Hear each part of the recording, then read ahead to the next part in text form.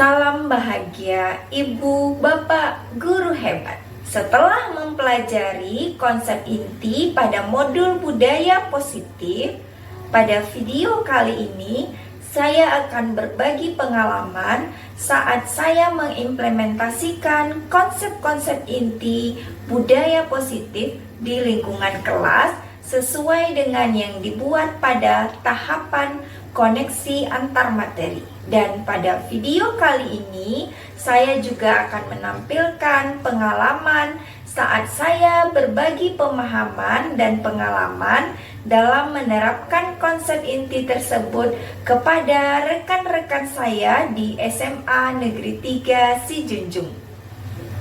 3, 2, 1.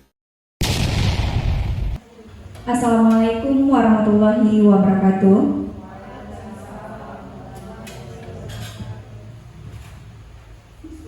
Puji syukur kehadiran Allah Subhanahu wa Ta'ala yang telah melimpahkan kita begitu banyak nikmat dan karunia sehingga kita bisa bersama-sama berada di dalam ruangan ini dalam keadaan penuh semangat, sehat walafiat. Salawat beriring salam tak lupa kita haturkan kepada junjungan kita Nabi besar Muhammad Sallallahu Alaihi Wasallam dengan ucapan Allahumma salli ala Sayyidina Muhammad wa ala ali Sayyidina Muhammad. Semoga kita nanti mendapatkan syafaatnya di yaumil akhir kelak. Amin, amin ya rabbal alamin. Pertama sekali saya mengucapkan banyak terima kasih kepada Bapak Ibu dari SMA Negeri 3 Sijunjung selaku rekan sejawat yang telah berkontribusi besar dalam kegiatan diseminasi program guru penggerak yang tengah saya lalui. Saya sangat berterima kasih karena Bapak Ibu mau meluangkan waktu untuk mendengarkan pemaparan materi yang akan saya bagikan sebagai implementasi dari aksi nyata dalam pendidikan guru penggerak yang sedang saya lalui. Bapak Ibu, kita mulai. Saya mengucapkan juga sekali lagi selamat datang kepada Bapak Ibu dalam kegiatan diseminasi budaya positif.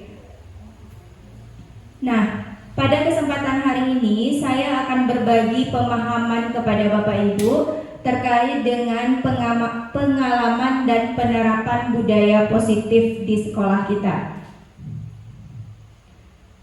Nah, sebelum kita memulai kegiatan pada sore hari ini, mari ada baiknya kita bersama-sama menyepakati kesepakatan yang mana nanti akan kita jalani selama proses seminar ini dilakukan.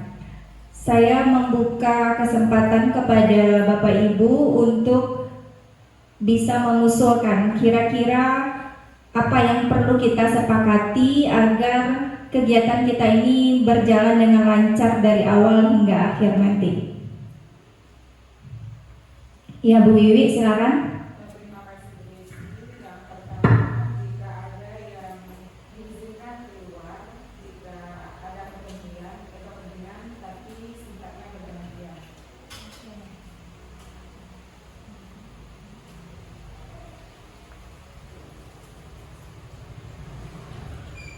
Ada lagi Bapak Ibu? Ya, silakan Bu ya.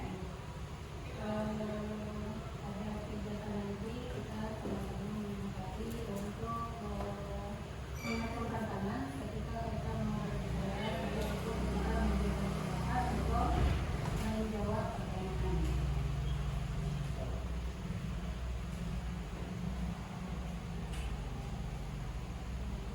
Oke, sudah dua kesepakatan kita. Apakah kita cukupkan? Masih ada tanggapan? Yang pertama, tadi kita dalam kegiatan ini diizinkan untuk keluar kelas. Yang kedua, ketika akan berpendapat kita raise hand, mengacung tangan. Apakah ada yang perlu kita tambahkan? Ya, silakan Pak Robert. Untuk kegiatan harus berperan aktif di dalam kegiatan.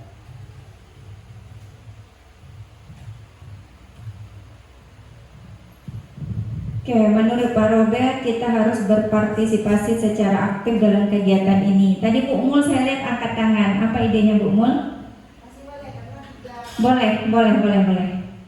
kita di sini saling menghargai pendapat sesama. Oke, bagus sekali. Yang terakhir saling menghargai. Oke, hari ini kita sudah dapatkan 4 kesepakatan. Yang pertama, kita selama sesi seminar berlangsung, kita diizinkan untuk keluar jika memang ada kepentingan. Kemudian kita mengacungkan tangan saat memberi tanggapan. Yang berikutnya kita sepakat untuk berpartisipasi secara aktif. Dan yang selanjutnya itu kita saling menghargai satu sama lainnya.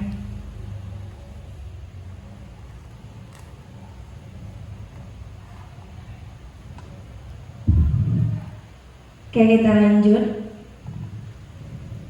Nah, pada kegiatan seminar kali ini ada beberapa konsep budaya positif yang akan kita paparkan. Yang pertama adalah perubahan paradigma belajar. Dan yang kedua adalah disiplin positif. Kemudian nilai kebajikan yang universal. Selanjutnya motivasi perilaku manusia. Kemudian keyakinan kelas, kebutuhan dasar, posisi kontrol restitusi, dan segitiga restitusi. Jadi besar harapan nanti setelah sesi ini berakhir kita memahami semua konsep ini bersama-sama.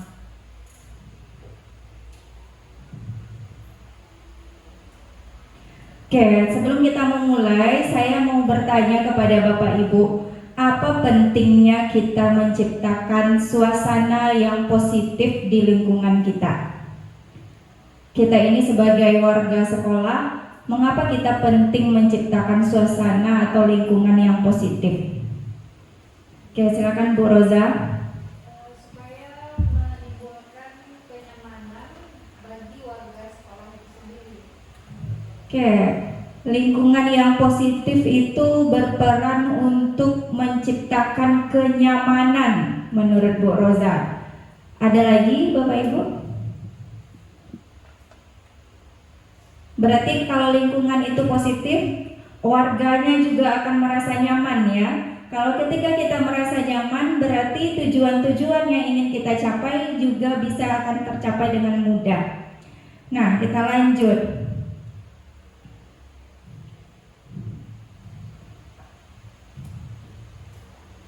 Oke, sebagai seorang pendidik dan atau pemimpin sekolah, bagaimana caranya kita menciptakan lingkungan itu menjadi positif? Tadi kalau kita sepakat bahwa lingkungan positif itu adalah yang memberikan kenyamanan, jika kita adalah seorang pemimpin di sekolah ini, bagaimana kita bisa menciptakan lingkungan itu bisa nyaman?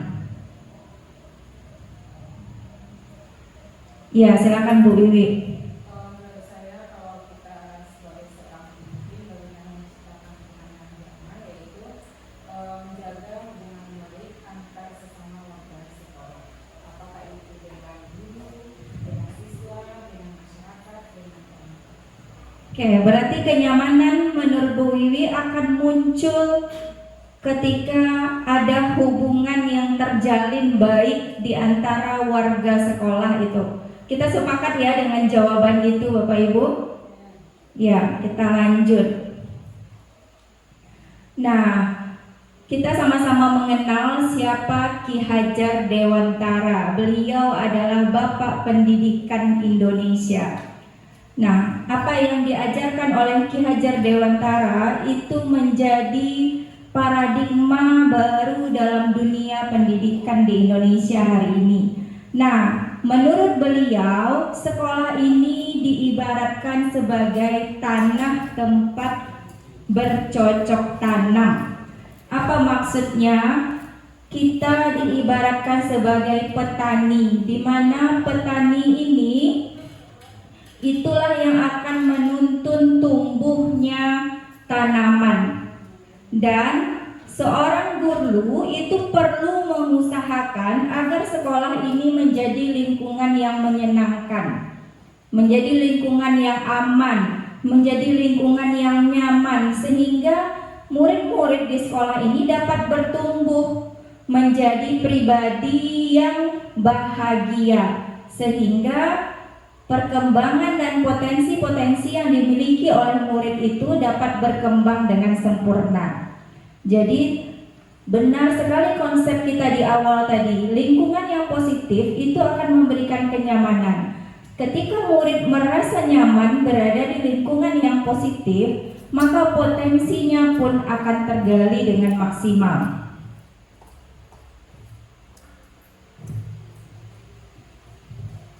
Nah, budaya positif adalah sebuah nilai kebajikan yang menjadi keyakinan dan pada akhirnya menjadi karakter. Apa maksudnya di sini?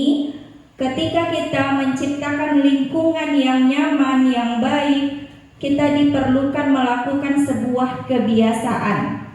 Kebiasaan-kebiasaan ini kita lakukan secara berulang-ulang kepada murid-murid dan sesama kita sebagai warga sekolah yang lain. Dengan bersama-sama melakukan kebiasaan itu kemudian tumbuh menjadi sebuah karakter. Ketika menjadi sebuah karakter, barulah nanti muncul dia menjadi sebuah budaya yang kita kenal dengan nama budaya positif. Berarti budaya positif ini kita yang menumbuhkan melalui lingkungan yang positif juga tadi, dengan melakukan berbagai pembiasaan. Sehingga pembiasaan-pembiasaan itu menjadi karakter bagi kita bersama. Barulah dia nanti mencapai posisi sebagai budaya.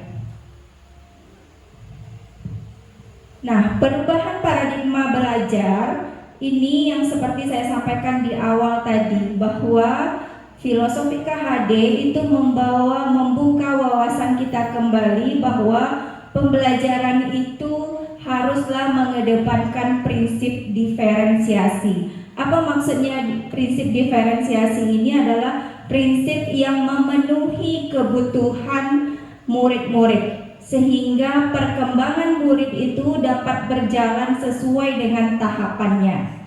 Nah, itulah yang disebut dengan prinsip diferensiasi. Nah, perubahan paradigma belajar ini bisa juga digambarkan seperti gambar yang terlihat di depan. Di sini terlihat ada sebuah kepalan tangan, di mana apa maksudnya dan hubungannya dengan paradigma belajar. Nanti Bapak Ibu bisa bersama rekan yang ada di samping Bapak Ibu untuk mencoba memposisikan diri. Di sini Bapak Ibu yang satunya itu berperan sebagai si A dan yang satu lagi berperan sebagai si B. Si A bertugas untuk mengepalkan tangannya, dan si B bertugas untuk meyakinkan A untuk membuka kepalan tangannya. Mari coba kita simulasikan sejenak Bapak Ibu. Posisi A itu sebagai pemegang kepalan tangan, dan si B berposisi meyakinkan rekannya untuk membuka kepalan tangannya.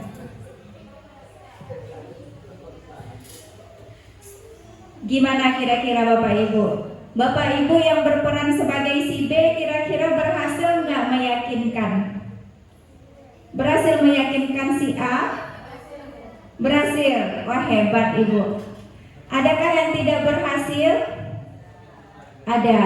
Kenapa kira-kira tidak berhasil? Kenapa kira-kira kita tidak berhasil? Karena si A tetap bertahan dengan sesuatu yang dimilikinya. Oke, berarti si A ini pemegang komitmen yang kuat ya.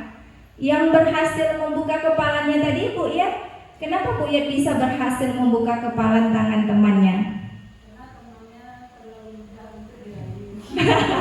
Temannya tergampang terbujuk rayu ya. Nah, dari cerita ini kita bisa simpulkan Bapak Ibu bahwa kitalah yang memegang kendali, memegang kontrol diri. Untuk apa? Untuk membuka atau menutup itu adalah kendali ada di tangan kita. Ketika kita memilih untuk membuka kepalan tangan, berarti kita yang mengambil posisi untuk menerima itu. Ketika kita tidak ingin membuka, berarti kita memilih untuk tetap dengan keyakinan kita. Nah, itulah yang ada di dalam paradigma pendidikan kita hari ini. Apa maksudnya? Nah, ini dia. Oke, menurut William Glasser bahwa kontrol yang dimaksud tadi itu adalah kontrol yang harus kita tanamkan kepada murid-murid kita. Selama ini, menurut William, kita ada di posisi ilusi. Sebagai Bapak Ibu guru, kita berada di posisi ilusi. Ilusi itu kira-kira apa ya Bapak Ibu?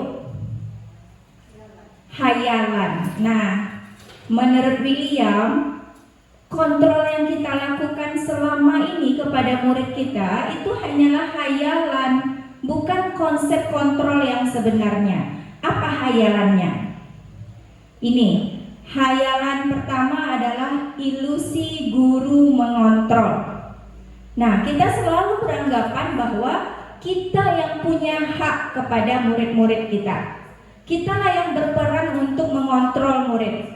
Kapan murid harus mengerjakan tugas, kapan tugasnya harus dikumpulkan, apa yang harus dia kerjakan, itu kita kontrol. Itu ilusi guru mengontrol. Ilusi kedua adalah ilusi bahwa semua penguatan positif itu efektif dan bermanfaat. Kita sering bilang ke murid kita, oh kamu ketika kamu rajin belajar, kamu nanti akan mendapatkan pekerjaan yang baik. Contoh saja ibu. Nah, kita mengontrol murid untuk rajin belajar sebagai sebuah pembenaran adalah penguatan positif itu efektif dan bermanfaat. Kita selama ini beranggapan bahwa ketika kita memberikan penguatan dan motivasi kepada murid-murid kita, kita menganggap bahwa itu ada manfaatnya. Sebenarnya itu ilusi Bapak Ibu. Nah, yang berikutnya adalah ilusi bahwa kritik dan membuat orang merasa bersalah itu dapat menguatkan karakter. Selama ini kita menganggap bahwa ketika kita membuat murid kita merasa bersalah, itu karakternya bisa terbangun dengan baik. Padahal sebenarnya itu tidak.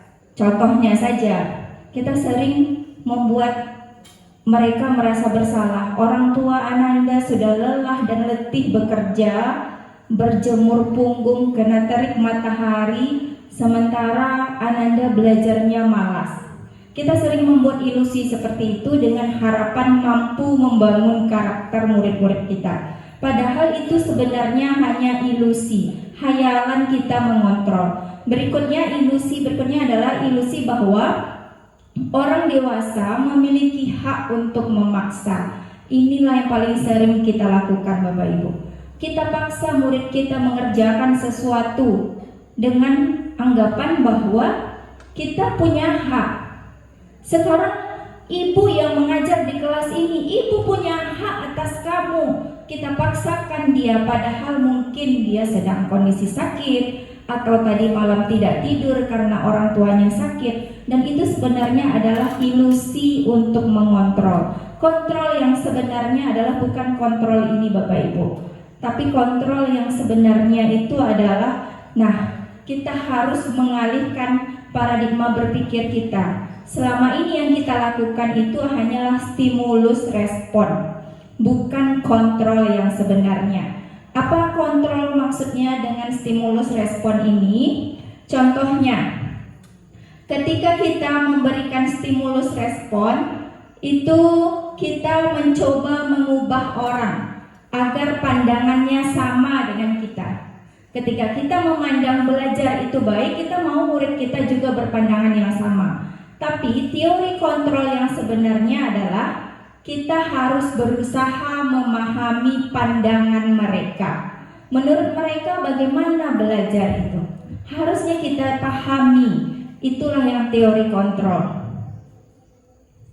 Kemudian berikutnya, dalam rangka menciptakan lingkungan yang positif, salah satu strategi yang perlu kita tinjau kembali adalah penerapan disiplin positif.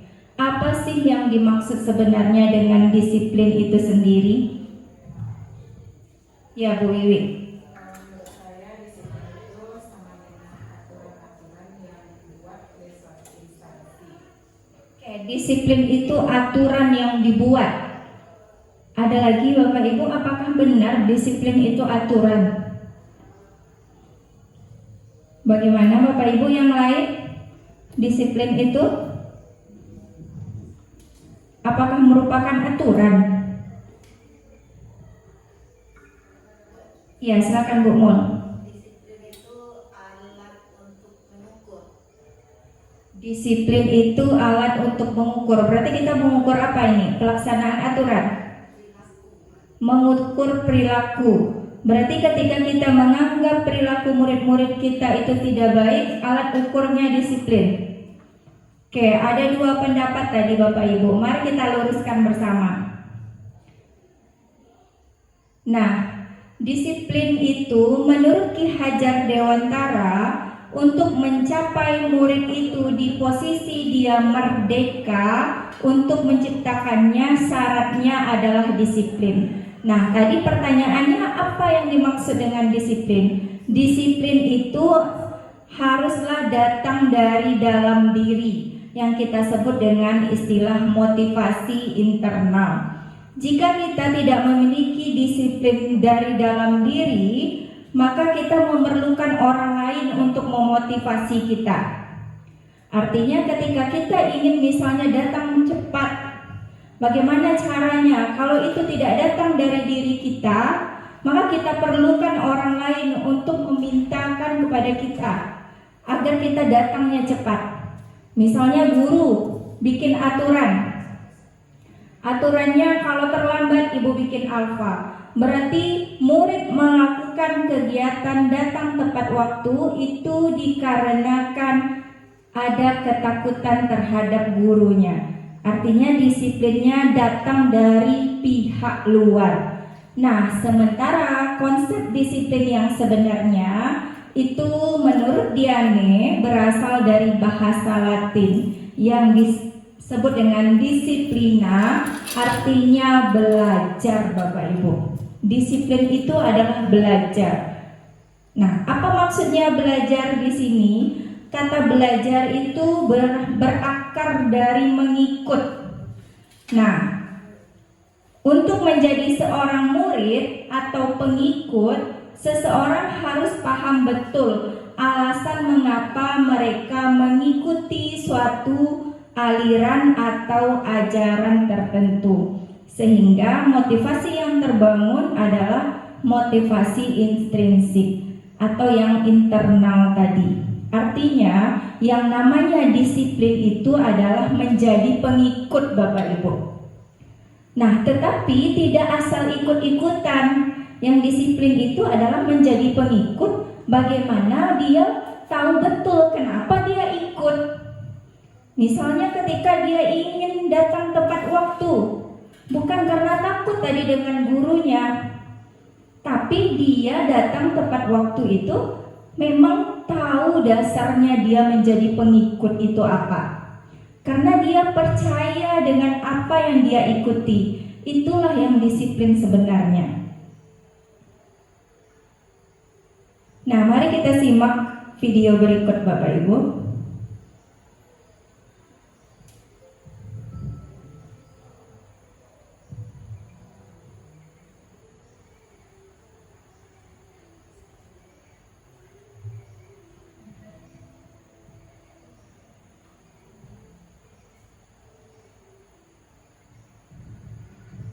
Nah, dari video tadi kita dapat tarik sebuah kesimpulan bahwa dalam video tadi kita melihat ada murid-murid kita yang melakukan kegiatan salaman dengan ibu gurunya. Nah, harusnya yang dimaksud dengan disiplin tadi, mereka bersalaman itu karena harusnya percaya bahwa salaman itu adalah sesuatu hal yang baik, makanya dia mau melakukannya. Apa yang seharusnya kita tumbuhkan kepada murid kita?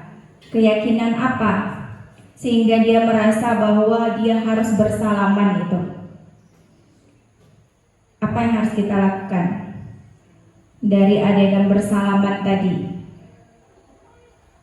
Tadi kita menyatakan bahwa disiplin itu adalah menjadi pengikut. Kita tidak hanya asal ikut-ikutan saja.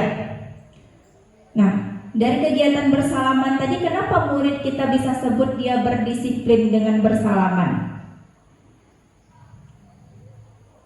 Karena apa?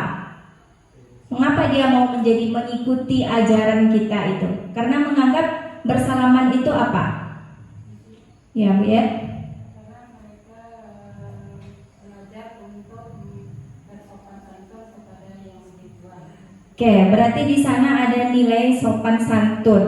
Makanya mereka mau melakukannya, bukan karena ketakutan Bapak Ibu, bukan karena ikut-ikutan, bukan karena aturan sekolah, tapi mereka berdisiplin karena tahu bahwa ajaran bersalaman itu sebagai umat beragama itu juga sebagai bentuk akhlakul karimah. Arti akhlak yang baik dari murid-murid kita dengan bersopan santun. Nah, Ki Hajar Dewantara dan Dian Nenggosen itu menyebutkan bahwa disiplin itu adalah bentuk dari kontrol diri. Ketika kita melakukan kegiatan disiplin, berarti kita telah mengontrol diri. Belajar untuk mengontrol diri dapat mencapai suatu tujuan yang mulia.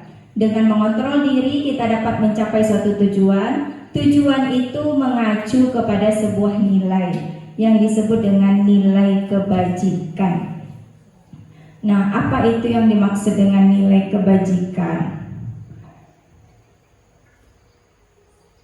Nah, ini mungkin jarang kita dengar Bapak Ibu. Nilai-nilai kebajikan universal itu adalah nilai-nilai kebajikan yang mana yang kita anut secara bersama dan dianggap sebagai prinsip yang mulia. Artinya yang baik oleh seseorang. Nilai kebajikan juga disepakati bersama lepas dari keterikatan terhadap suku, bangsa, agama maupun latar belakang budaya yang lainnya. Jadi yang namanya nilai kebajikan ini berlakunya universal, berlaku menyeluruh tanpa terikat pada suku, bangsa, agama dan lainnya. Nilai-nilai ini juga merupakan payung besar dari sikap dan perilaku kita. Dan nilai-nilai ini merupakan pondasi kita dalam berperilaku. Itulah yang dimaksud dengan nilai-nilai kebajikan.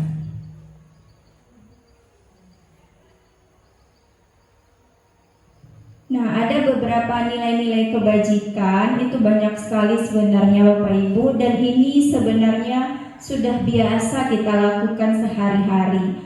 Hanya saja mungkin kita belum paham istilah-istilah nilai kebajikan.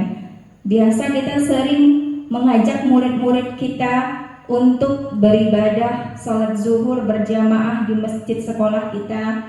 Sebenarnya itu adalah nilai kebajikan, yaitu beriman, bertakwa kepada Tuhan yang Maha Esa. Kemudian tradisi tadi seperti bersalaman tadi, sebenarnya kita juga sudah menanamkan nilai kebajikan, berakhlak mulia kepada murid-murid kita. Kemudian juga tadi di dalam kesepakatan kelas kita menyepakati bahwa kita saling menghormati. Itu juga nilai kebajikan Bapak Ibu. Mengacungkan tangan ketika berpendapat sesuai kesepakatan kelas kita, itu juga nilai kebajikan, menghormati di sana. Sebenarnya nilai-nilai ini sudah menjadi sesuatu yang biasa dalam keseharian kita, bukan sebuah hal yang asing, hanya saja istilahnya, penamaannya saja yang berbeda. Nah, ini beberapa nilai-nilai kebajikan yang dilakukan oleh murid-murid kita. Pada gambar yang pertama terlihat ini kondisi sekolah kita pada saat dilanda banjir saya ingat betul itu murid-murid kita dalam kondisi tidak sekolah, tetapi mereka dengan nilai kebajikan yang sudah kita budayakan kepada mereka, mereka bersedia datang ke sekolah untuk membantu pembersihan lingkungan sekolah kita. Luar biasa murid-murid kita. Kemudian nilai kebajikan di gambar kedua, di sini terlihat seorang murid yang sangat tekun sekali mengerjakan tugas yang diberikan oleh guru. Jadi kira-kira apa nilainya itu Bapak Ibu? Kalau dia tekun mengerjakan, serius, apa nilai kebajikannya kira-kira? Mandiri, ya. Dia nggak butuh orang lainnya, Bu. Dia coba selesaikan proyeknya sendiri. Ya, bagus. Oke, berikut mari kita saksikan sedikit tayangan hasil dari tugas murid-murid kita.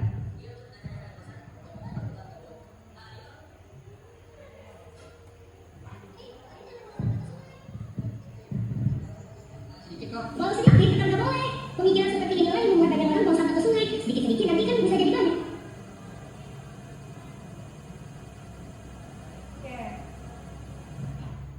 Walaupun tadi rekamannya bla bla bla bla bla sengaja dipercepat Bapak Ibu. Nah, itu adalah hasil karya dari murid-murid kita. Kita tidak sadar ternyata kita hanya cukup kasih perintah bikin komik digital. Ternyata murid-murid kita sekreatif itu sampai mendubbing suaranya Bapak Ibu. Dan kita sendiri kaget dengan apa yang mereka lakukan. Nah, ini nilai kebajikan juga bagi kita. Di sini tentu ada nilai kreatifnya ya Bapak Ibu, luar biasa murid-murid kita. Seperti tadi kata KHD, ketika kita mengupayakan tumbuh berkembang murid-murid itu, maka murid-murid itu akan bertumbuh dengan hasil yang luar biasa. Oke, selanjutnya ini ada sebuah ilustrasi. Bila di sekolah kita tidak ada aturan yang memberikan surat teguran kepada kita yang sering datang terlambat, atau tidak ada atasan yang memberikan kita penghargaan sebagai pegawai terbaik karena datangnya sering tepat waktu. Nah, kira-kira jika itu terjadi, apakah kita akan tepat waktu juga mengajar murid-murid kita Bapak Ibu? Kenapa iya? Kita nih telat pun tidak ditegur, kita udah datang pagi juga nggak diapresiasi, kita dibiarkan aja. Terus kenapa kita mau tetap juga datang tepat waktu? Ya, silakan Bu Roza. Karena datang tepat waktu itu nanti menunjukkan nilai diri kita secara pribadi, dan pasti kita ingin melakukan yang terbaik untuk diri kita sendiri. Oke, berarti kalau di sana Bu Roza menganggap bahwa dia harus datang tepat waktu karena ada nilai dirinya di sana. Kalau Bapak Ibu yang lain bagaimana? Adakah yang memilih untuk terlambat? Ya Bu ya, gimana Bu ya? Karena itu sudah menjadi suatu kewajiban bagi kita. Itu merupakan sebuah kewajiban. Kalau kewajiban berarti harus dilakukan ya Bu ya, dengan penuh tanggung jawab atau penuh keterpaksaan? Penuh tanggung jawab. Nah, apa maksudnya ilustrasi ini dihubungkan dengan artinya ketika kita berperilaku itu ada dasarnya Bapak Ibu. Begitu juga dengan murid-murid kita berperilaku. Apa dasarnya? Pertama, ketika kita berperilaku, motivasi pertama adalah untuk menghindari ketidaknyamanan atau hukuman. Dari ilustrasi tadi, alhamdulillah Bapak Ibu tidak ada yang menghindari ini. Nah, ya tadi karena kepala sekolahnya santai-santai aja, tidak menghukum.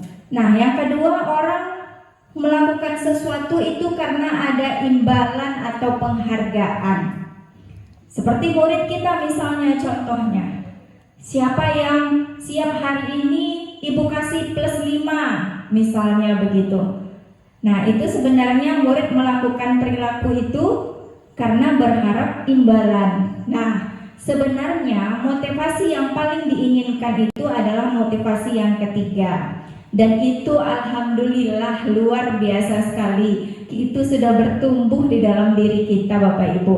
Dari jawaban Bapak Ibu tadi menunjukkan kita bersama di sini telah berada di posisi motivasi terbaik, yaitu menjadi orang yang diinginkan karena menghargai diri sendiri. Karena kita percaya Bapak Ibu bahwa datang tepat waktu.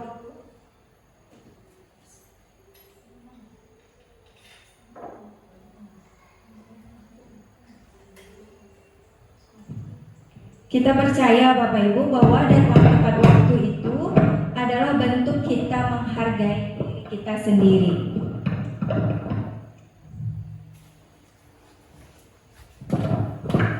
Nah, berikutnya, menurut Bapak Ibu, dari ketiga jenis motivasi tadi, motivasi mana yang paling sering dilakukan oleh murid-murid kita?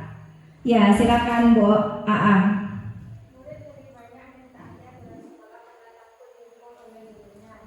Ya, kalau menurut Bu Aa, murid kita banyak melakukan banyak termotivasi karena takut dihukum. Padahal tadi kita sudah sepakat ya Bapak Ibu, kalau kita ada di motivasi yang ketiga. Tapi ternyata kepada murid kita bikin murid kita takut Bapak Ibu. Nah, keluar dari kelas ini saya berharap saya pribadi dan juga Bapak Ibu yang hadir dalam ruang seminar ini mampu mengubah paradigma itu. Karena itulah tujuan utama dari kegiatan diseminasi ini, mengubah pola perilaku kita. Jangan sampai murid kita berperilaku karena dia takut dihukum. Kenapa dia takut? Karena kita sering menghukum, itu udah pasti itu. Nah, kita lanjut. Kemudian strategi apa yang selama ini kita terapkan untuk menerapkan disiplin positif pada murid-murid kita? Bagaimana hasilnya pada perilaku murid-murid kita? Apa cara yang sudah kita lakukan agar murid kita tadi bisa berdisiplin positif? Tadi kita sama-sama sudah bangun keyakinan bahwa disiplin itu adalah menjadi pengikut. Karena pengikut itu harusnya percaya dengan nilai yang ada. Bagaimana kiranya cara-cara yang bisa kita lakukan untuk menumbuhkan disiplin kepada murid-murid kita? Ya, Bu Roza. Mungkin dengan cara memberikan contoh atau teladan dulu dari diri kita sebagai guru kepada murid, karena guru ini kan di buku dan di film. Menurut Bu Roza, kita perlu menjadi teladan Bapak Ibu. Alhamdulillah saya melihat selama berada di sekolah ini Bapak Ibu gurunya nggak ada yang neko-neko. Alhamdulillah kita bisa menjadi teladan bagi murid-murid kita. Nah, kira-kira dengan teladan itu berhasil nggak ya mengubah perilaku murid kita? Kan kita tadi sudah menjadi teladan ini. Kita berusaha datang tepat waktu. Kita juga tidak ada yang cabut di jam kerja, kan mengupayakan menjadi teladan kepada murid kita. Hasilnya bagaimana kira-kira Bapak Ibu? Iya Bu ya? Kalau Desi mungkin dari teladan yang kita berikan ada juga yang berdampak, tetapi ada juga yang tidak berdampak, karena kita tahu bahwa perubahan itu tidak mudah. Ada yang memerlukan waktu yang cukup lama baru mereka bisa mendapatkan perubahan itu. Berarti kita sepakat ya Bapak Ibu, keteladanan itu keberhasilannya mungkin 50% ya Bapak Ibu. Ada yang murid mungkin tertegun karena melihat Bu Iyat datangnya pagi terus, saya mau sama dengan Bu Iyat. Tapi ada juga murid, ya biar aja Bu Iyat yang datang duluan, saya boleh kok datang belakangan. Nah, jadi seharusnya bagaimana kita menerapkan disiplin yang positif kepada murid-murid kita. Nah, ada 3 teori Bapak Ibu. Teori bagaimana kita tadi bisa menerapkan disiplin. Teori pertama adalah hukuman. Teori kedua adalah konsekuensi, dan teori ketiga adalah restitusi. Nah, 3 istilah ini mungkin ada yang tidak asing di telinga kita, ada juga mungkin istilah yang baru kita dengar. Mari kita lihat satu persatu. Nah, yang namanya hukuman itu tidak terencana, tiba-tiba, sifatnya satu arah, kemudian bentuknya berupa fisik. Nah, mari kita coba lihat tayangannya.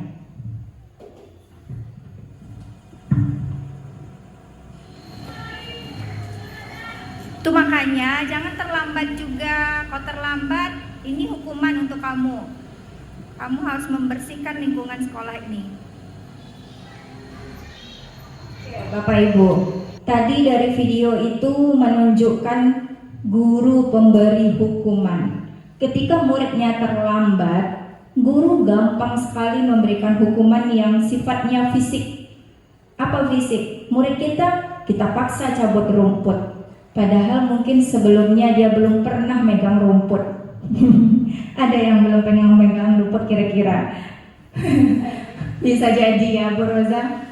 Kemudian sifatnya satu arah, artinya datang dari kita, sesuai dengan kemauan kita. Karena kita lihat rumputnya sedang tinggi, ya kita suruh cabut rumput. Kalau kita lihat di dapur piring menumpuk, ya kita suruh cuci piringnya. Kalau kita lihat lantainya kotor, ya kita suruh nyapu. Nah, itu kita sebagai pemberi hukuman.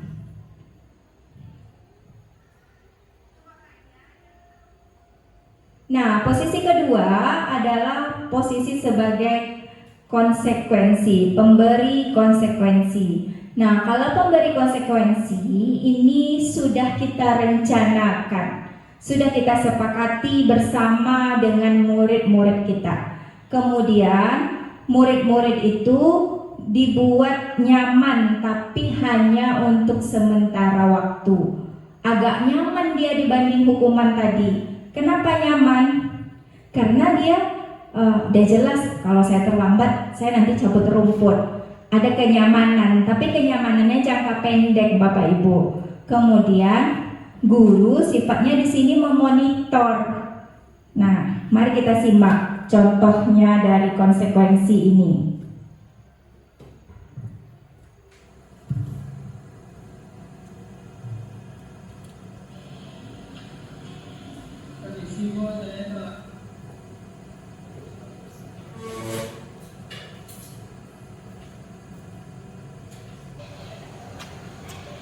Permisi Bu, saya terlambat Bu. Terlambat lagi, kemarin terlambat juga. Kamu tahu kan konsekuensinya kalau terlambat? Tahu Bu, Apa? hari di lapangan 3 kali. Ya, silakan lakukan.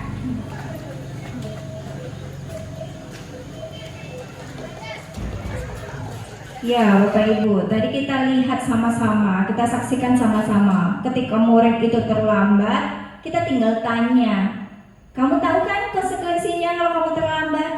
Muridnya langsung tahu, karena memang sudah disepakati. Mereka bilangnya, ya Bu, saya harus keliling lapangan. Gampang betul jawabnya, karena mereka udah tahu. Dan mereka nyamannya hanya sementara. Kalau sering-sering keliling lapangan, kira-kira senang nggak muridnya Bapak Ibu? Pasti tidak senang, saya aja pasti juga tidak senang. Nah, kemudian kita lihat di sini ada sebuah kalimat dihukum oleh penghargaan. Nah, mungkin ini jarang sekali kita dengar ya Bapak Ibu. Apa sih maksudnya dihukum oleh penghargaan ini? Nah, kita selama ini tadi memberikan hukuman kepada murid-murid kita yang tidak terlambat. Kita beri hukuman kepada murid kita yang terlambat. Kemudian murid kita di kelas yang juara kelas selalu kita berikan penghargaan. Ya Nuri, kamu bagus sekali Nuri. Belajar kamu rajin, nilai kamu bagus, sikap kamu bagus. Nuri, kenapa penghargaan ini disebut dia dihukum oleh penghargaan. Jadi Nuri melakukan sesuatu itu karena nanti berharap penghargaan. Oh, biasa dia bicara ketika belajar dengan Ibu Desi, dia selalu dibilang bagus, baik. Terus nanti misalnya ada murid Pak Robert misalnya jadi murid Pak Robert yang belajarnya biasa-biasa aja, yang nilainya juga biasa-biasa aja, nggak pernah disebut. Pak Robert merasa dihukum, itu yang maksudnya dihukum. Wah, Nuri aja yang disebut-sebut, kok saya nggak disebut, kok saya nggak dihargai. Nah, ternyata Bapak Ibu, kita memberikan penghargaan kepada murid-murid kita itu sebenarnya juga adalah hukuman yang tanpa kita sadari. Kita sudah menghukum mereka. Dan Nuri, apa hukumannya bagi Ibu Nuri sebagai murid kalau dia dipuji terus? Ibu Nuri ini kan mungkin nanti ketika dia jadi murid misalnya, nggak mungkin dia rajin belajar terus. Tapi karena kita kasih dia motivasi, kamu rajin. Ketika dia lagi ingin malas, nah dia harus terpaksa rajin. Berarti dia terhukum dengan penghargaan kita. Sementara orang yang kita tidak hukum seperti Pak Robert tadi ketika jadi murid yang tidak pernah kita hargai, dia juga akan kesal dengan kita. Saya malas belajar dengan Ibu Desi. Dia nggak pernah hargai saya. Padahal saya sudah semalam 3 jam meluangkan waktu untuk bikin tugas, tidak dihargai. Berarti Pak Robert juga merasa dihukum. Jadi penghargaan yang kita lakukan selama ini adalah hukuman sebenarnya Bapak Ibu. Bukan hanya dalam bentuk tadi sanksi mencabut rumput. Nah, bagaimana sebaiknya Bapak Ibu dengan apa yang sudah saya paparkan tadi? Bagaimana sebaiknya respon kita kepada murid-murid kita kalau murid-murid kita melakukan kesalahan? Ya, silakan Bu Yelmi. Memberikan sanksi kepada murid yang melakukan kesalahan agar murid tersebut tidak melanggar aturan dan ketentuan sekolah. Oke, tadi berarti ketika murid melakukan kesalahan kita beri sanksi dengan tujuan agar dia tidak lagi mengulang. Kira-kira itu adalah respon terbaik yang harus kita lakukan Bapak Ibu? Kalau menurut Bu Yelmi, dengan sanksi itu berarti nanti dia nggak mengulang lagi. Bagaimana Bapak Ibu? Setujukah kita dengan ini? Apakah memang sanksi itu nanti membuat efek jera kepada murid-murid kita? Ya, silakan Bu Roza. Sepertinya tidak berisi, karena dari yang kita lihat selama ini pemberian sanksi itu terkadang juga tidak efektif. Bahkan bisa kesalahan yang sama tetap berulang pada siswa yang sama. Kita sering ya Bu Roza menemui murid kita hukum hari ini karena dia terlambat. Besok harusnya kita mikirnya karena dengan sanksi mereka nggak akan terlambat lagi. Nyatanya dia dalam 1 bulan terlambat terus. Berarti nggak efektif ya. Jadi respon terbaik kita itu adalah seharusnya melakukan restitusi. Nah, itulah yang harus kita lakukan Bapak Ibu. Kita merespon dengan cara teori restitusi. Apa sih teori restitusi itu? Adalah teori menciptakan kondisi bagi murid untuk memperbaiki kesalahan mereka. Ketika murid itu terlambat, kita ciptakan kondisi bagaimana dia memperbaiki kesalahannya. Itulah yang disebut dengan teori restitusi. Sehingga mereka nanti menjadi pribadi yang karakternya bisa kuat. Nah, restitusi ini juga merupakan proses kolaboratif. Kolaboratif di mana mengajarkan murid untuk mencari solusi untuk masalahnya, kemudian membantu dia untuk menemukan bagaimana memperlakukan orang lain. Jadi ketika murid terlambat tadi, kita coba mengajak dia untuk memperbaiki bagaimana supaya tidak terlambat. Kemudian bagaimana dia berpikir, kalau dia terlambat siapa yang dirugikan? Apakah dirinya sendiri? Apakah ada orang lain dilibatkan di sana? Itulah yang namanya proses restitusi.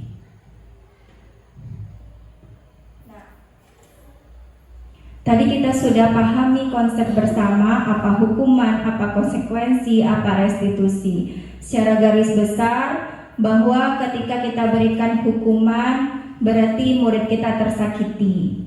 Nah, ketika kita berikan konsekuensi, dia dibuat tidak nyaman. Nah, tapi ketika kita memberikan restitusi, murid kita itu akan mendapatkan penguatan.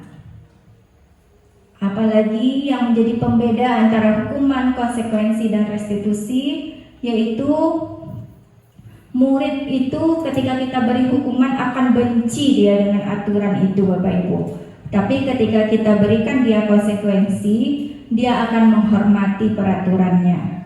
Dan terakhir, ketika murid itu kita berikan restitusi, maka murid itu akan menghormati kita dan menghormati dirinya sendiri. Jadi memang restitusi inilah solusi terbaik ketika dihadapkan kepada murid yang melakukan pelanggaran. Nah, di sini tadi kita sudah bahas stimulus respon. Nah, ternyata restitusi itu dia berada pada posisi teori kontrol. Nah, sementara kalau hukuman itu sifatnya paksaan, dan kalau restitusi itu konsekuensi itu sifatnya stimulus respon. Nah, selanjutnya di sini ada pertanyaan, mengapa kita memiliki peraturan tentang penggunaan helm saat mengendarai kendaraan? Mengapa kita perlu aturan itu? Agar apa kira-kira? Ya, Bu Roza. Menjaga keselamatan kita. Oke, menjaga keselamatan. Pak Robert?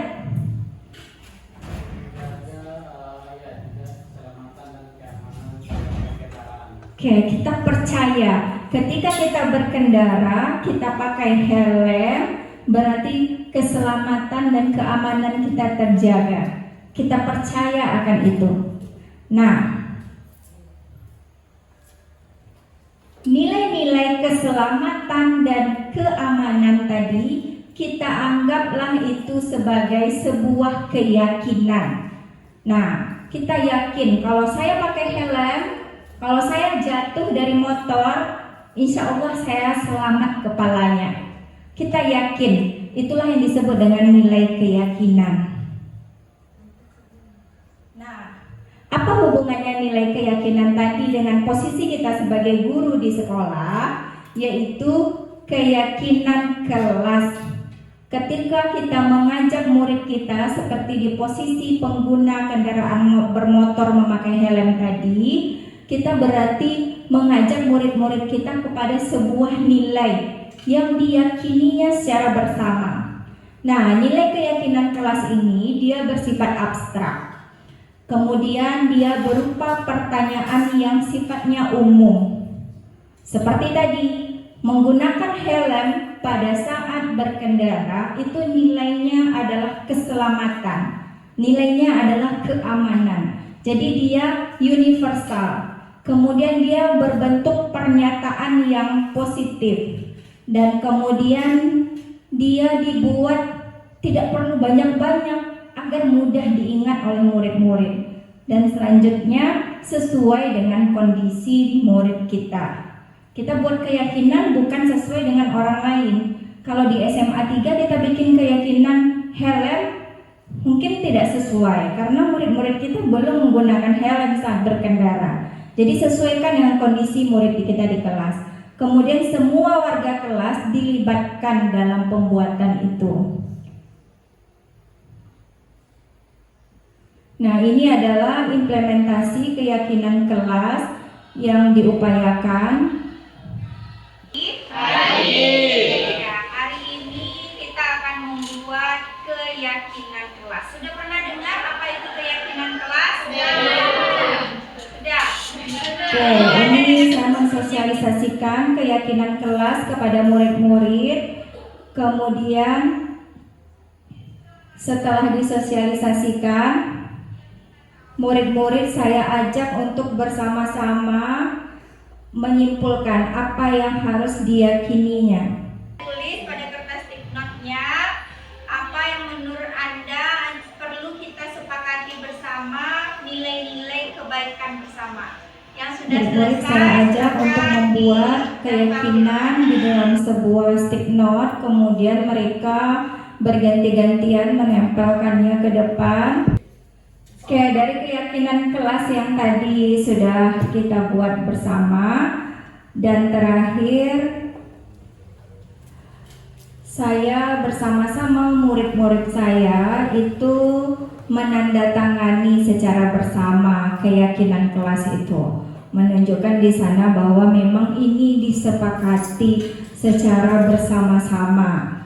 Nih, semua siswa secara berganti-gantian maju untuk menandatangani keyakinan kelas. Dan ini salah satu bentuk keyakinan kelas yang sudah kami posting di media sosial kami untuk mengingatkan secara bersama bahwa kami pernah membuat keyakinan ini dan agar bisa menjadi kontrol diri bagi kami yang telah membuatnya. Dan selanjutnya kita masuk kepada materi berikutnya, kebutuhan dasar manusia. Di sini ada ilustrasi cerita Ibu Ambar, guru wali kelas 2A di SD Pelita Hati, sedang bingung menghadapi ulah salah satu murid di kelasnya, si Doni. Beberapa anak kelas 2A datang kepadanya mengeluhkan Doni ini sering mengambil paksa bekal makanan temannya. Jika Bapak Ibu berada di situasi seperti Ibu Ambar ini, apa yang akan Bapak Ibu lakukan? Ada murid mengambil bekal makanan kawan-kawannya. Apa yang akan dilakukan ya Bu Roza? Menegur Doni, kemudian menanyakan kenapa dia mengambil bekal temannya. Oke, memberikan teguran kepada Doni. Nah, menurut Bapak Ibu kira-kira mengapa Doni melakukan itu? Ya Bu ya. Mungkin dia sudah memiliki Bekal. bekal Oke. di rumah. Jadi dia tidak punya bekal, diambilnya bekal temannya. Nah, inilah materi kita, kebutuhan Bapak Ibu. Yang dilakukan Doni dasarnya adalah karena kebutuhannya tidak terpenuhi. Doni tidak punya bekal, orang tuanya tidak menyiapkan bekalnya, makanya dia mengambil bekal temannya. Berarti ada kebutuhan dalam diri Doni yang tidak terpenuhi sehingga dia melakukan sebuah perilaku. Berarti ketika mereka melakukan sebuah perilaku itu pasti ada alasannya. Tadi kita melihat murid kita terlambat, tidak mengerjakan tugas, itu pasti ada dasarnya. Pasti ada kebutuhan mereka sebagai manusia yang tidak terpenuhi. Ada 5 kebutuhan dasar manusia, yaitu pertama kebutuhan bertahan hidup, kebutuhan kasih sayang dan rasa diterima, kebutuhan penguasaan, kebutuhan kesenangan, dan kebutuhan kebebasan. Berarti dalam kasus Doni tadi bisa saja dia nggak mau bertahan hidup nih, dia butuh makan, makanya dia ambil. Atau dia butuh kasih sayang dari ibunya agar memberikan juga bekal makanan kepada dia. Jadi dia tunjukkan perilaku mengambil bekal temannya.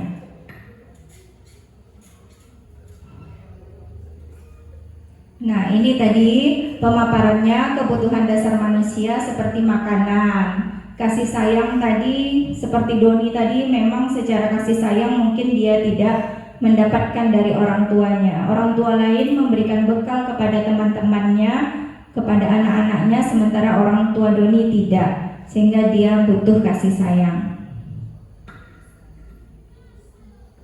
Nah, selanjutnya ini ada kasus lagi Bapak Ibu. Tisa dan Hana dipanggil masuk ke ruangan Ibu Dewi, Kepala Sekolah SMA Makmur.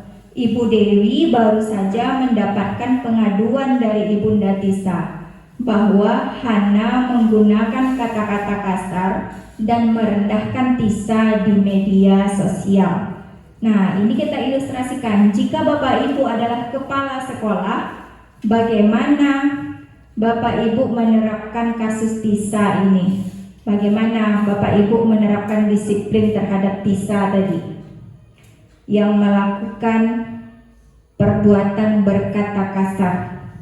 Bagaimana cara kita menerapkan disiplinnya Bapak Ibu kepada si TISA? Kalau kita adalah kepala sekolah, Bapak Mustar, bagaimana kira-kira kalau ada anak yang berkata kasar dan Pak Mustar adalah kepala sekolahnya? Hah? Ya, saya mau Bapak Mustar berhayal gitu. Ya, berilusi menjadi seorang kepala sekolah menggantikan kepala sekolah yang sekarang. Setidaknya sebagai seorang kepala sekolah pertama memanggil siswa tersebut, kemudian memberi teguran bahwa perbuatan atau perilaku itulah merupakan perilaku yang baik, sehingga bisa menyakiti orang lain. Berarti Pak Mustar mencoba memberikan pemahaman ya Bapak Ibu. Nah, mari kita lihat apakah itu yang harus kita lakukan ketika kita dihadapkan pada posisi itu. Nah, Pak Mustar, tadi ternyata kita sebagai guru punya 5 posisi, yaitu sebagai penghukum, pembuat rasa bersalah, teman, pemantau, dan manajer. Menurut Bapak Ibu, kira-kira yang dilakukan Pak Mustar tadi sebagai kepala sekolah, Pak Mustar memberikan teguran, arahan, berarti Pak Mustar sedang ada di posisi sebagai apa itu? Tadi ada kasus TISA, dia berkata kasar. Kata Pak Mustar, saya sebagai kepala sekolah akan memanggilnya dan akan memberikannya teguran. Kira-kira Pak Mustar menjadi apa dia di posisi kontrol ini?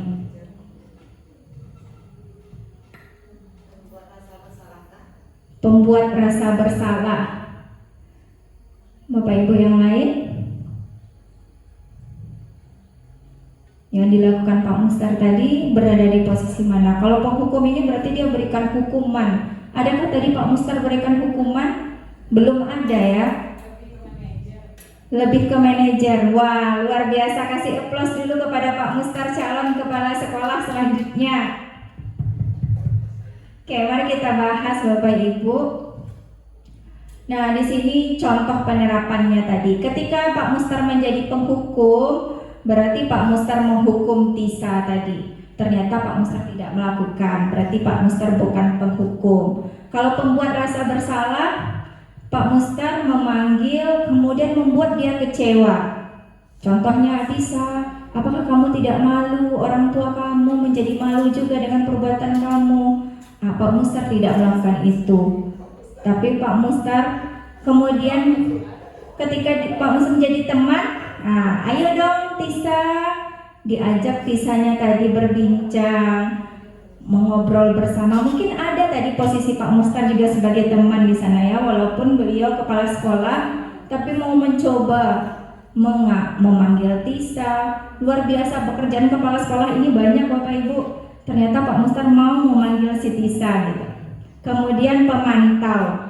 Posisi pemantau ini contohnya adalah ketika tadi TISA melakukan pelanggaran, Pak Mustar jadi punya konsekuensi. Kalau membuat pelanggaran itu silahkan buka aturan sekolah, apa aturannya ketika berkata kasar.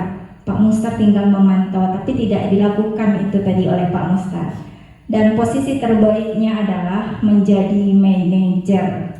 Nah, tadi diajak berbincang, dilakukan pendekatan untuk memperbaiki kesalahannya. Luar biasa. Dan itulah yang harus kita lakukan Bapak Ibu. Kita harus berada pada posisi manajer, dan sekali-kali kita bisa boleh berada di posisi sebagai teman kepada murid-murid kita. Terakhir, Diana Gosen mengatakan bahwa tahapan untuk memudahkan para guru dan orang tua melakukan proses untuk menyiapkan anaknya untuk melakukan restitusi itu disebut dengan istilah segitiga restitusi. Nah, apa itu segitiga restitusi? Itu adalah sebuah dialog yang dijalankan oleh guru atau orang tua agar murid itu secara mandiri dan bertanggung jawab. Kemudian segitiga restitusi itu adalah guru berada di posisi manajer tadi.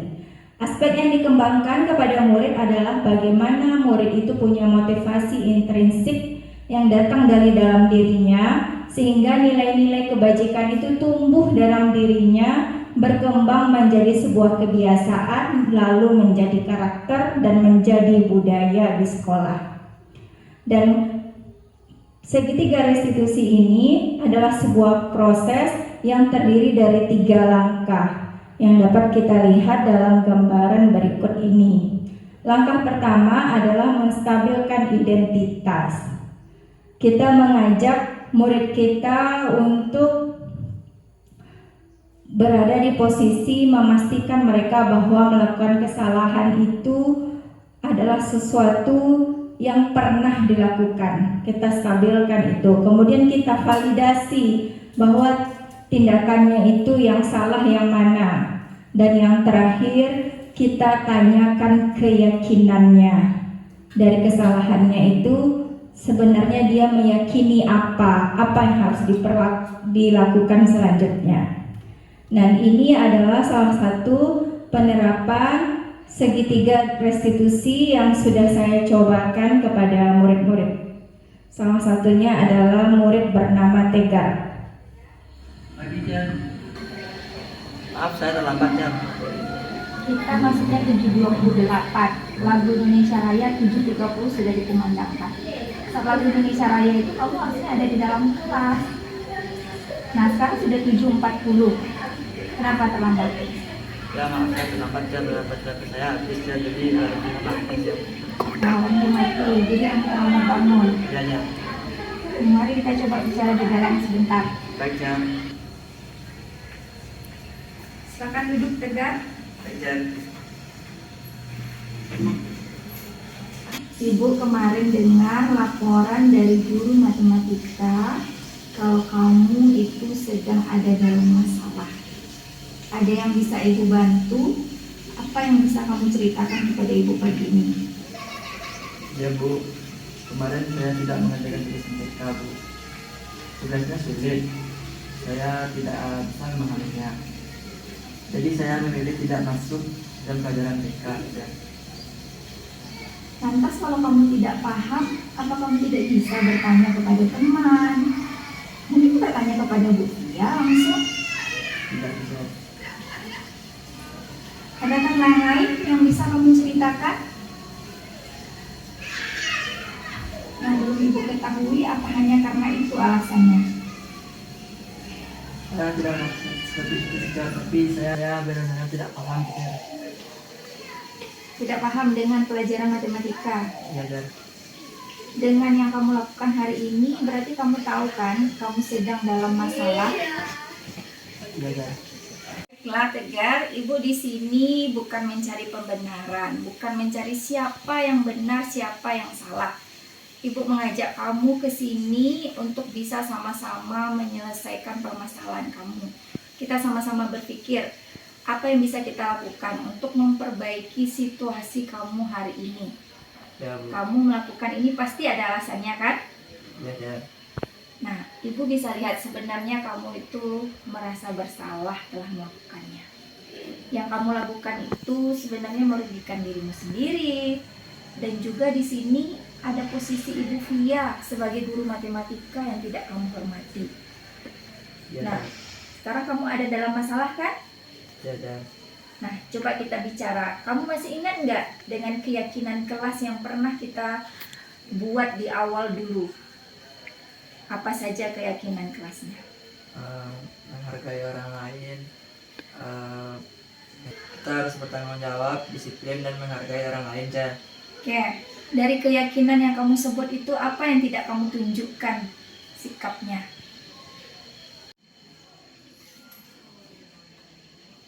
Saya tidak disiplin, Bu, karena saya terlambat dan saya juga tidak bertanggung jawab serta tidak menghormati Ibu Via sebagai guru TK.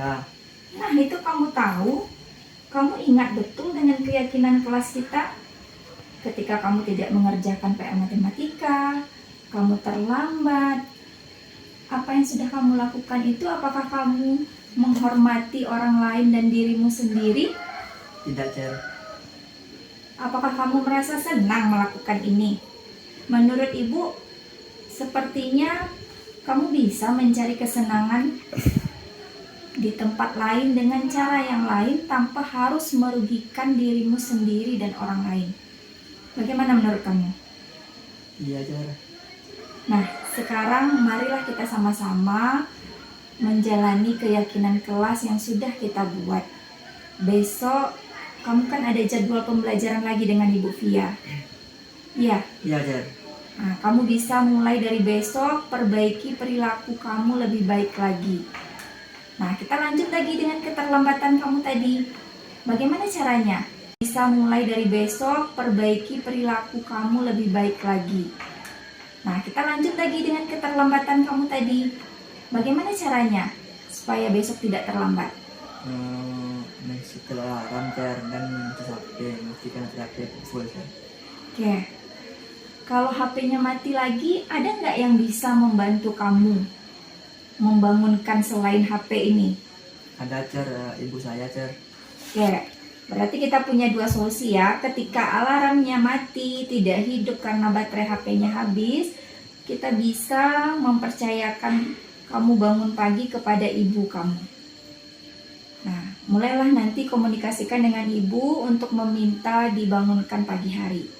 Oke Tegar, terima kasih atas kerjasama. Hari ini kamu bisa kembali lagi ke kelas. Ya, Cer. Ya Bapak Ibu, tadi itu adalah sekilas penerapan segitiga restitusi yang saya lakukan terhadap siswa bernama Tegar, di mana dia itu terlambat, kemudian di hari sebelumnya dia juga tidak masuk karena tidak mengerjakan tugas dari salah satu mapel.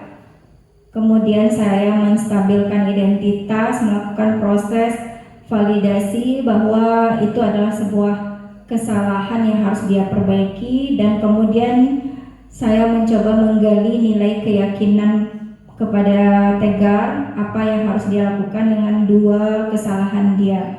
Kemudian itu datang dari dirinya sendiri, bahwa katanya dia tidak menghormati dirinya sendiri, juga tidak menghormati orang lain, dan dia juga mencarikan solusi terhadap permasalahan itu, sehingga memang di sini muncul motivasi intrinsik. Artinya motivasinya memang datang dari dirinya sendiri untuk melakukan perubahan, memperbaiki kesalahan yang sudah diperbuat. Dan terakhir Bapak Ibu, kita sampai kepada penghujung acara, bahwa di sini saya mengutip sebuah pernyataan dalam lembar LMS Pendidikan Guru Penggerak. Itu selalu disebutkan mewujudkan hal ini membutuhkan proses yang tidak bisa dilakukan dalam waktu singkat. Itu selalu disampaikan kepada kami dalam program pendidikan guru penggerak.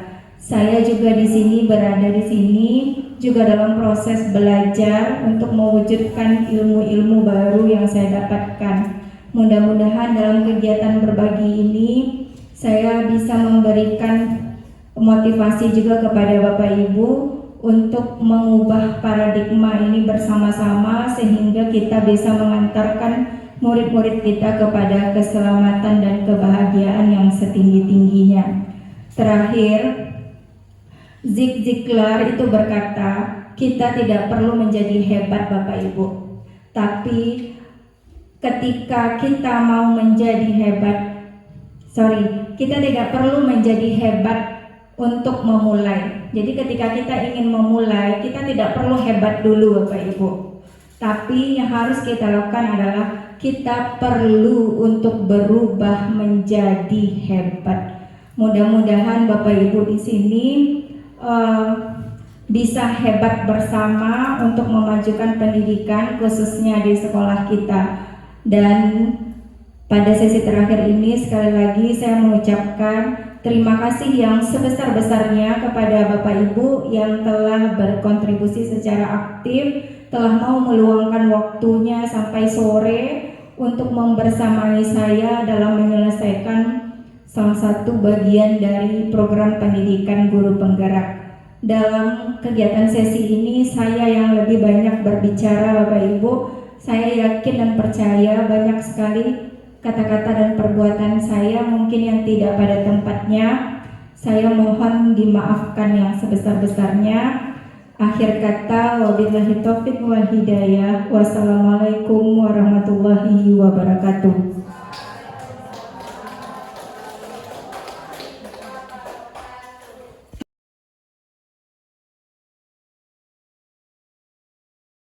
Semoga penggambaran pengalaman yang saya telah perlihatkan pada video kali ini dapat menjadi refleksi bagi diri saya sendiri dan pihak-pihak lain agar terus mengasah dan menerapkan disiplin positif yang memerdekakan murid.